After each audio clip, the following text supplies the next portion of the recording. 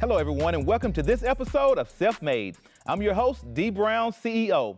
Joining me today are a set of twins, Keithan and Keegan Rayford. Both are pharmacists that graduated from Xavier University. Gentlemen, welcome to Self-Made. I'm glad to have you on the show. We appreciate you. Thank you for having us. Oh, man, absolutely. Now, you guys grew up in Memphis, Tennessee. Tell me what that was like, childhood in Memphis. Childhood was great. Besides me and my brother, we also have an older sister, as well as our father and our mother. Childhood was great. We have two very loving parents. Our sister is like a third parent, I guess you could say. Older?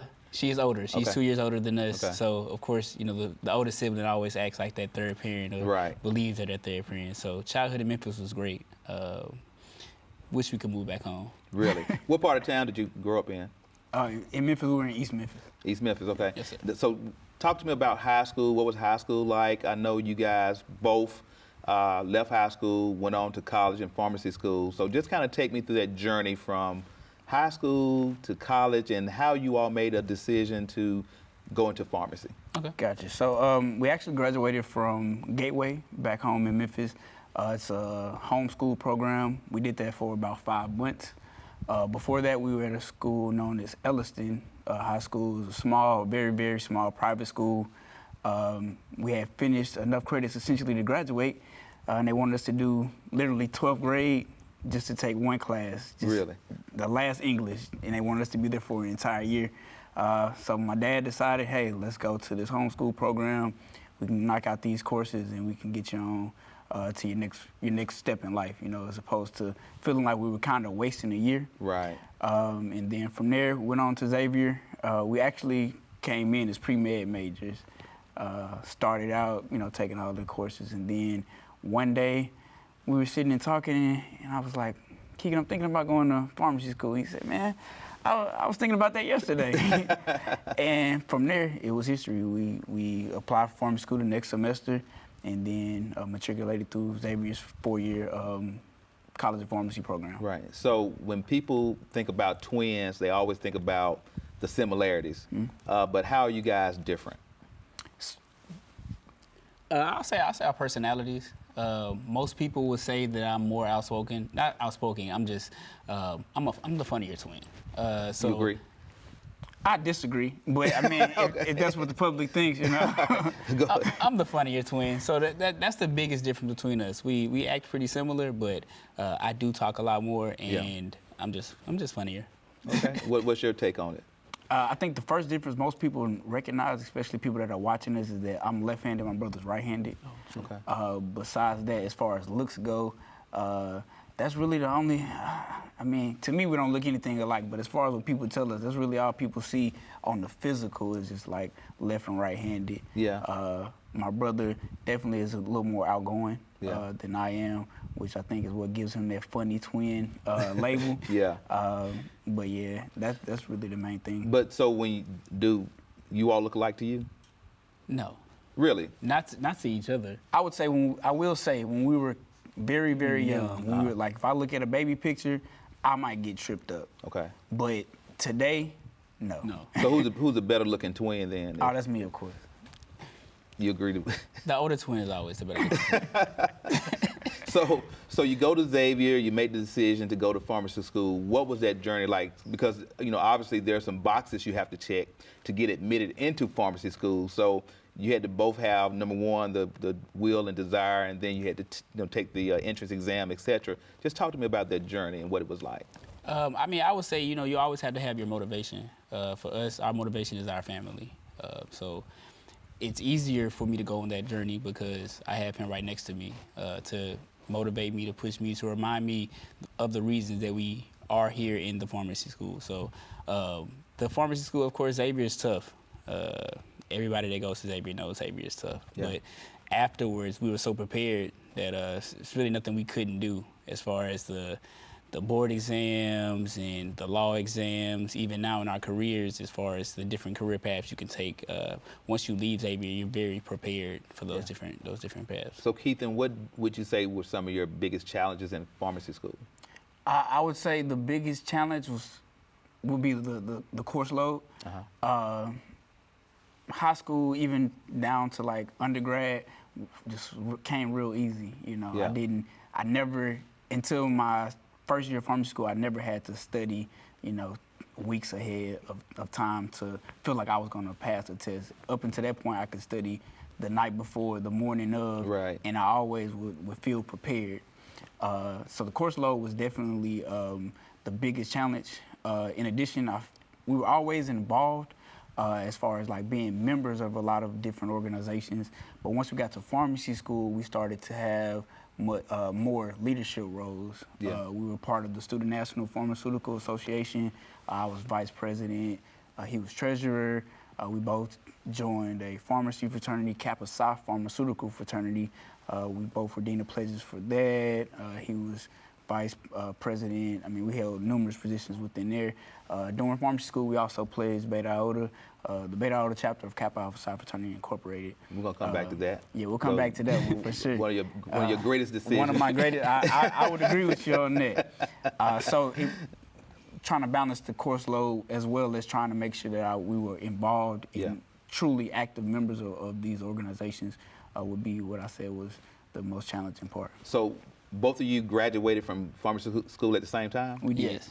Studied for the exams at the same time? We Yes. did. Took the exam on the same day, got our results on the same day, Started our celebrated jobs. the same day. Yeah, started jobs the same day, same company. Since day one, y'all been doing it on the same day, huh? Yes, everything, yes. There's literally only one time in our life, and that was like one random summer he went to summer school. That was the only time prior to like now that we were really like separated, you know, or doing something different. Right.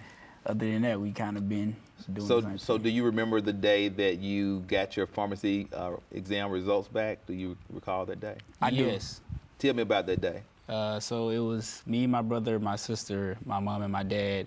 We were all sitting in my mother's kitchen, and we got those results, and it was time to party. Mama brought, you know, she's like, hey, let's celebrate. You know, my baby's pharmacist now, licensed pharmacist now. Right, So right. it's time to celebrate. Yeah, we remember that. I remember that exact moment when. What do you remember most about the day, Keithan? I think it would just be the emotions, you know. We had, at that point, been working hard, you know what I'm saying, to get to that point.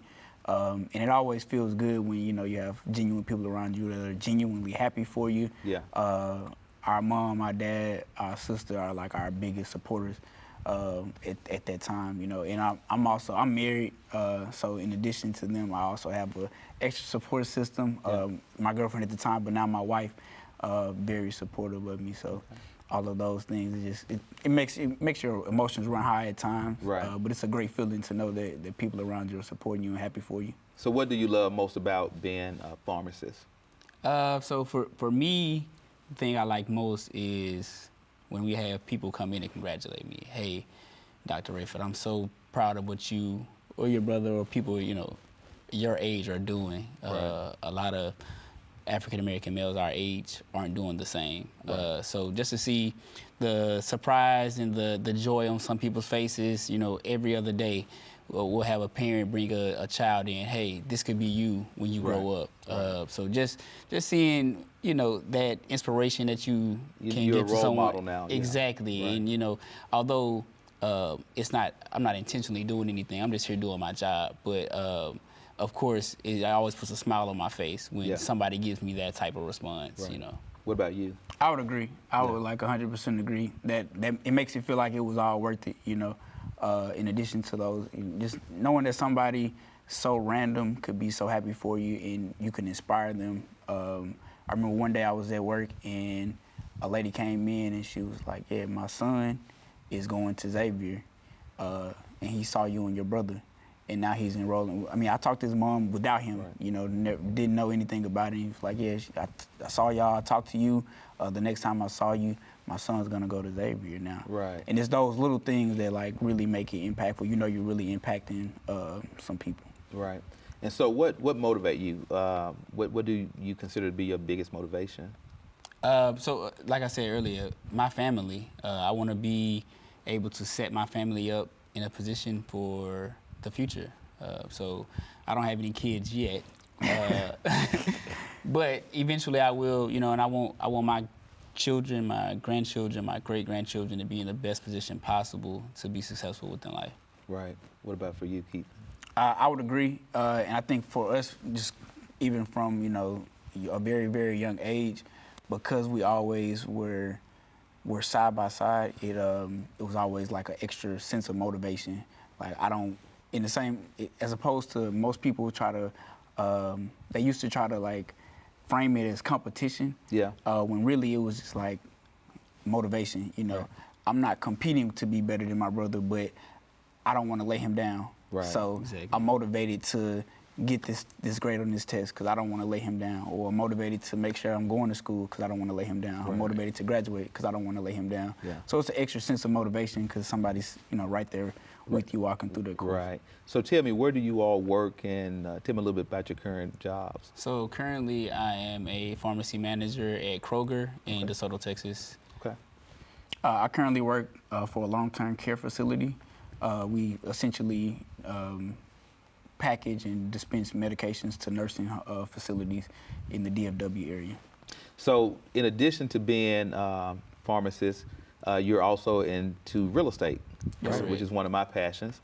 Talk to me about your real estate business. So currently we have 3 properties. So we have a property in New Orleans, 3 properties now in Memphis, 2 that are up and running, one that we recently acquired that we just have to get rehabbed. But yeah, this is just the beginning for us. Eventually we like real estate to be our primary job versus pharmacy. Pharmacies is great, but something I could do on the side, that could be my part-time job versus something like real estate. So what inspired you to go into real estate? So, and if my mom was here, she would tell you, Yeah. she would, because she loves to tell everybody this. She's been saying this since we bought our first property. Like, when Keithan was 11, he came to me, he said, Mama, I'm gonna do real estate. And it's always been like letting your money work for you, as opposed to like actually always having to be working. The initial property we used as an Airbnb in New Orleans. It was like the perfect in between because we could make money when we weren't in New Orleans, and then because we were still in Jackson and freshly graduated, we were always in New Orleans, so we always had somewhere to stay as well. Right. And from there, we just continued to try to grow. Right. So what do you see, I guess, in the future for your real estate business? What are your short and long-term goals? So our long-term goal is to own at least a 40-unit apartment building. Okay. That's the long-term goal. That and commercial real estate. But as far as short-term goals, our plan is to at least acquire 1 property a year. Okay. If you keep doing that, 10, 15 years from now, we have 15 properties. And so and you are we do business everything partners together. on the real estate business. Exactly. We are. Yes. Yeah. So it's not as much of a financial burden because we have the 2 of us to share that. To share the load. Right. Exactly. Well, that's a good thing about teamwork, man. Exactly. Make the dream work. Right. So talk to me about your apparel business. So you guys are into a little bit of everything. So you launched your own apparel company. So tell me more about your apparel business. So during 2020, Yes. like in the midst of COVID, we, I think for a lot of people, COVID was a time where you kind of reflected on what exactly you wanted to do. What you had time to sit back and think because you were inside, right?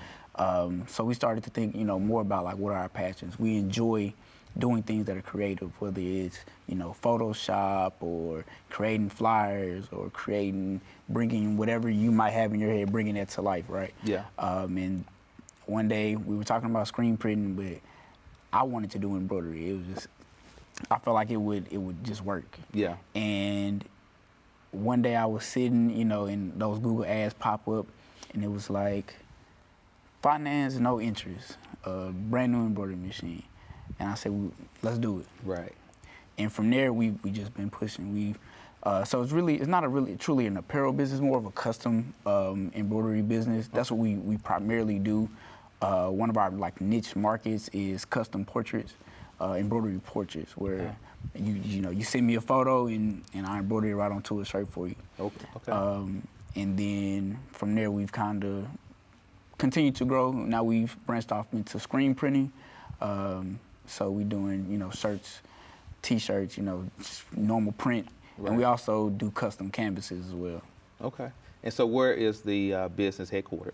We're at our home, well, at my home. Okay. In Fort Worth. In Fort Worth, okay. Yes, So sir. are you doing these custom portraits and embroidery, you're hands-on? Yes, we're doing it. Really? Yeah. Guys with many talents, huh?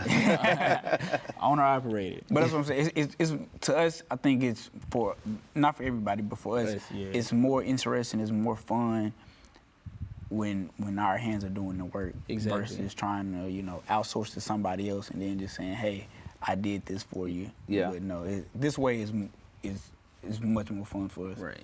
So what are your plans with the apparel business or embroidery business long term? So long term, we would like to have like an actual storefront where people can come in, you can see the designs on our walls, you can see the 12 embroidery machines that we have in the back all running at the same time, a full team of people, even though we would still plan to be hands-on. Right. But something we could do full time. Like you said, this feels less like a job to us because it's something we're really into. I'm not sure if you what hobbies you have, but it started off as a hobby and you just kind of make money off of it. So it's long term it would be great to have a storefront, but it's going to be great for us because it's a passion. It doesn't seem as much like a job for us. Oh no, no doubt about it. If you love what you're doing, you won't work a day in your life. So exactly, I grasp the concept significantly. And so now you guys have done just about everything in sync, and so you guys made a decision that you wanted to be part of the greatest fraternity in the world. So was that another joint decision? That was a joint decision. Yes, sir. So tell me about your membership in Kappa Alpha Psi Fraternity Incorporated. Okay, so well, in Memphis, everybody knows Kappa Alpha Psi is huge. Yeah. So before we went to Xavier, we actually had our dad call the school and make sure that they had an active chapter. Okay. Before we agreed, this is our decision on our college. When we got there, they ran the yard. So you got the SGA president, you have the homecoming chairs, they got the best grades on the campus, they got all the girls, they doing everything. So it only further fostered our interest in Kappa. My brother actually, his mentor was a member of the Beta Iota chapter. Great guy, he's a physician. He was great for us. A very good mentor, very supportive. Anything me and Keithan need, even though I wasn't his mentee, he treated me as his mentee. And so we got to Xavier in 2010. He was Keithan's mentor for that first year. We became initiates in 2015 during our third year of pharmacy school. And since then, very active in the chapter. Currently, we're in the Dallas Alumni chapter. Before then, we were active in the Canton-Madison chapter in Jackson, Mississippi. And of course, we were active in our chapter. So it's been great. Yep. Keithan, you want to add anything too? Well, I mean, that's my deuce. I'm the Trey. It was a joint venture. I mean, I think for me, it doesn't get better than pledging with your brother, Right. It was great, Yeah. We love the bond. We put a lot into the bond, and I feel like that's why we get so much out of the bond. Mm-hmm. Yeah. Whether it's, with Dallas Alumni now or with Camp Madison before or with our chapter, because we're a very, very close-knit chapter. I talked to pro-fights from the 80s on the regular. You would think they were we knew each other since I was 3, Yeah. You would think they were my blood uncles if you Right. didn't know any better. Right. So, we put a lot into the bond, and that's why I feel like we get so much out of it. Yep. So, of course, the name of this show is Self-Made, and the reason that we launched this show was to be able to showcase individuals that came from all different walks of life, that took a variety of career paths, and you guys have taken, some of multiple career paths, and I commend you for that because take ambition to accomplish things. And so it's obvious that you guys are young men that are very ambitious. But if you had to talk about, being self-made, how would you describe that? What does that mean to you when you hear that term? When I hear the term self-made, to me, that means that you're working for everything that you got. And so whether it was in the classroom, in those organizations, we've worked for everything that we're doing today. We work to save money to get those houses. We're working hard to promote our embroidery and screen printing business. This wasn't something that was handed to us. Right. We're doing this on our own. So to me, that's what it means to be self-made. Keithan, what about for you? I would agree with what he said. I do think a lot of people kind of have an outlook on, they want to be self-made, but they want to like do it all on their own, no help. Although we are doing a lot on our own, we do have a lot of people that have helped, Right. And we're very grateful for that. So although I would consider myself self-made, because we are in here, we are in the classroom doing the work, we are doing the work now, right? But we had a great support system that helped make us as well. No, look, at the end of the day, no matter who you look at that's successful, they had people around them at some point that helped them along the way. True. So, self-made from my perspective is, at least for me, I started with nothing, and I worked, and earned everything that I got on my own. But I did have people along the way that I either obtained knowledge from, I learned from them, people that joined my team that provided additional skill sets and knowledge, right? So, all of that play a part in success. So someone that's successful that does it on their own is not being candid with you. I don't think that's possible. But I want to talk about just in your lives, who has been most influential in your life? I would say my dad. We have a very, very good relationship. When I think about the relationships a lot of my friends have with their fathers, it's just like, how is that even possible? Our dad is one of our best friends. Yeah. Let's say that. When we turned 21, my dad was there. Yeah. Because he's that influential and involved in our life. Right. We were doing mathematics at 3 years old because Right. my dad was there teaching us how to do times tables and stuff like that. So definitely the most influential person in my life for sure is my father. Right. Yeah, I would agree. I think at times we kind of try to emulate what he is, like as far as the person he is. Just kind of he motivates us, and he kind of pushes us like, we want to do this so that for the next generation, for our sons, for our daughters, we can be that same person. Right. I think as you have kids and they began to grow up, that is something as a parent, I'm sure your dad hold very near and dear to him, the fact that not just, he likes to be around you guys, but Right. that it's reciprocated, so that's very special for a parent, because you're right. I grew up without a father figure at all, other than I had my grandfather, but I didn't have a father per se. And so I understand how special that relationship could be. So I want to talk about just your goals. Where do you want to see yourself in the next 5 to 10 years? In the next 5 to 10 years, I would see myself working at some hospital, ideally the VA, probably part-time. Hopefully our embroidery business and our screen printing business is very successful by then, so we can put our efforts and full-time into that. Yeah. That would be my goal in the next 5 years, to have enough real estate and our embroidery business to be successful enough where we can do those things that we enjoy full-time.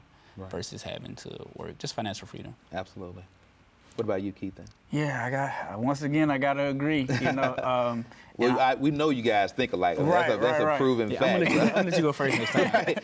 Right. But for me, I have a daughter on the way, so I think like that free time of not having to feel like I'm always going to work, always tired from work, exhausted from work, is very important to me, so that I can feel like I'm able to put as much as possible of myself into my family as well. Yeah. 5 to 10 years from now, I don't think I'm gonna be working 40 hours anymore. Well, you guys are definitely on the right path to financial freedom and to creating generational wealth. And obviously that's a concept that is not historically known within our communities, right? Mm-hmm. So being able to have that extra grit and grind about yourself, that work ethics to not just be satisfied with doing enough to get by is what it's going to take. So I commend both of you guys for what you all are doing.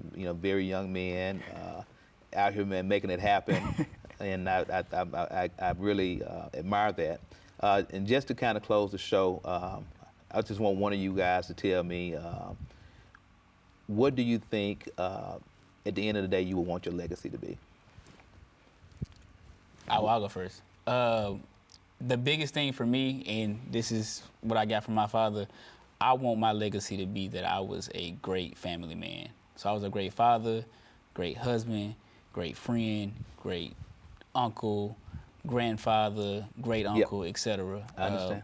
A lot of the money and stuff. I hate to jump in here, but we're out of time on the show. Okay. Yeah. No, but look, thank you guys for joining me. It was a pleasure having you all. Yes, sir. Thank you for the No, opportunity. absolutely. And to my viewers, thank you for watching this episode of Self Made with Dee Brown, CEO. And remember, without you, there's no me.